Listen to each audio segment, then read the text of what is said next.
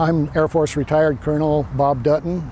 I flew the A and the B-26 from 1963 to 1969 in both Vietnam and in Thailand. Yeah, both the B and the A-26 was designed as a close air support aircraft in support of ground troops. In Vietnam, we used it as train and convoy escort because of they would come under attack from people that were in hiding. So we would go up the tracks ahead of the trains.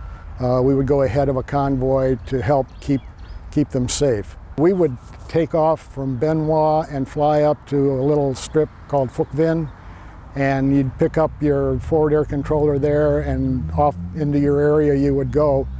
And then they would mark and we would strike. One of the things that we ran into in Vietnam was our favorite old rules of engagement. And in the protecting of these trains and convoys, I had experienced a couple times where, sure enough, there was an ambush waiting for them. As we came across, the troops broke and started running. They were running right in front of me. And the rule of engagement was, at first, they had to shoot at you before you could shoot at them. And then when we claimed that, yes, they had shot at us, they said, you don't have a hole in your airplane. You have to take a hit before you can shoot. It was a little ridiculous, but we learned to live with it. The other missions that we had were in '63 was night fort defense for the Special Forces. We would have a bird on alert. We had them on alert all the time, but at night especially.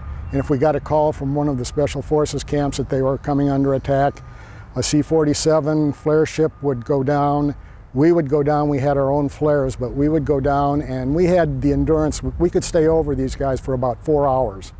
And you know, we could break off an attack, and then we just pull back, and if the Viet Cong came back, then we could come in, and as you know, the fort was a triangle, and we just go down the sides with napalm or guns or whatever, and get them through the night. The A has the 8 50 calibers in the nose.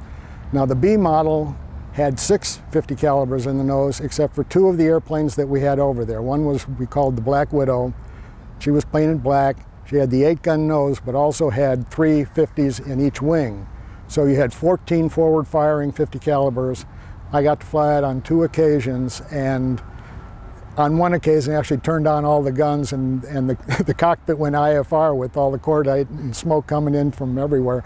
Very, very effective weapons. So we have the guns. You'll see on the outboard stations, we have the rocket pods.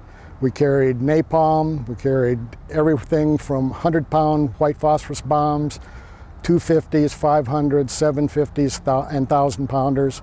It was a heavy airplane. I mean, you had to muscle it around, and we got a lot stronger as we got into the training. But no, it wasn't difficult. It gave you very good stall warning if you were getting yourself in trouble, which I did on a couple of occasions.